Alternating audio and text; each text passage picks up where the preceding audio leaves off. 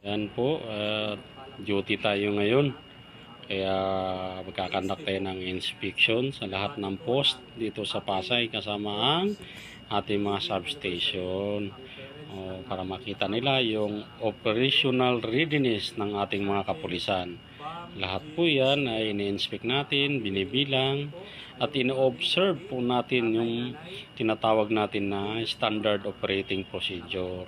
Kung makikita nyo po, yung mga preso po ay nandyan. Siguraduhin po natin na walang pag-aabuso sa ating mga nahuhuli po. Yan, magkakandak tayo dyan ng inspection. Lahat po yan, ina-inspect natin. At syempre, kasama yung barangay visitation. Thank you.